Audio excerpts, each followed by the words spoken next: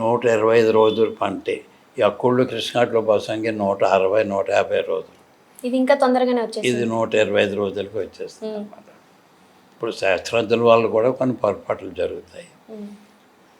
అది రబీలో రెండో పంటలో వాడాల్సింది మొదటి పంటలో వేశారు.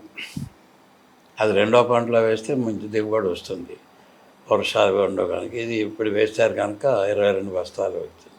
సో ఈ రిపోర్ట్ ఢిల్లీ పంపించారు. ఆయన మా పొలంలో వేశాను కదా అని వేరే నారు, దానికి ఎరువులు వేయలేదు, ఏమీ వేయలేదు. దాంట్లో 4 బస్తాలు వచ్చింది 10 సెంట్లో తొలకరలోని. ఆశ్చర్యపోయారు అందరూ. అప్పుడు ఊళ్ళో పెద్దలందరూ సుబ్బారావు అబద్ధాలు చెబుతున్నాడు పేరు కోసం. అప్పట్లో మామూలువి ఎన్ని బస్తాలు వచ్చాయండి? 12, 20 మధ్యన వచ్చేవి. ఇది 22 వచ్చింది. అది నారు కోత కోసి ఆ కోసిన గడ్డి ఆ ధాన్యం మీద కప్పడానికి సరిపోలే. అంత పొట్టి రకం అనమాట ఇది. అది చూస్తే నేను కొరాల ప్రజలందరూ వెళ్ళి కుర్రాళ్ళందరూ వెళ్ళి సుబ్బారావు నిజం చెబుతున్నాడు, అబద్ధం చెబుతున్నాడు అని అది కొలిచి ఆ ధాన్యాన్ని కూడా తూకం చూశారన్న. చూస్తే 4 బస్తాలు అయింది. కొలిస్తే 10 సెంట్లు వచ్చింది. ఎకరానికి 100 సెంట్లు కదండి, 10 సెంట్లో 4 బస్తాలు అంటే ఎకరానికి 40 అయినట్టే లెక్క.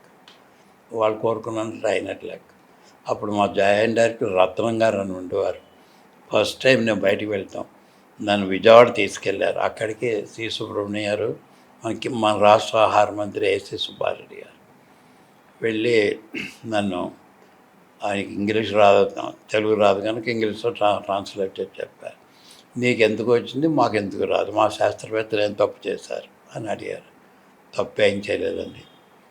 అసలు మా పొలాలు చాలా సారవంతమైన పొలాలు, గోదావరి జిల్లా, ఉభయ గోదావరి జిల్లా. అలాంటిది మీరు ఎరువులు వేశారు, పురుగు మందులు వాడారు, ఆ ఫిలిపైన్స్లో ఏదైతే చెప్పారో ఆ పద్ధతి ప్రకారం అన్నీ చేస్తారు. నేను ఏమి లేకుండానే 4 బస్తాలు వచ్చింది. ఊళ్ళో పెద్దలు ఎవరో నమ్మట్లేదు, ఇప్పటికే నమ్మట్లేదు, సుబ్బారావు అబద్ధం చెప్తున్నాడు అంట. సరే నిజంగా నీకు 40 పైన నువ్వు చెప్తున్నావు కనుక నీ మీద నమ్మకంతో సీడ్ తెప్పిస్తాను నేను, ఎంత వేస్తావు, ఎన్ని ఎకరాలు వేస్తావు అన్నారు. అందరి చేత ఎంత వేయిస్తావు, ఎంత ఆర్గనైజ్ చేస్తాం, దేశానికి ఆహార పద్ధతులు కావాలి. ఇదంతా జరుగుతున్నప్పుడు మీకు ఎన్ని సంవత్సరాలు ఉండొచ్చండి? అప్పుడు నాకు 25 ఏళ్ళు. 25 సంవత్సరాలు. మిమ్మల్ని ఒక గవర్నమెంట్ నమ్మి మీకు అంత పెద్ద బాధ్యతను అప్పగించింది. ఎన్ని వేల ఎకరం వేయిస్తామంటే 1000 ఎకరం వేయిస్తాను. ఈజిట్ అన్నారు, వేస్తాను సార్.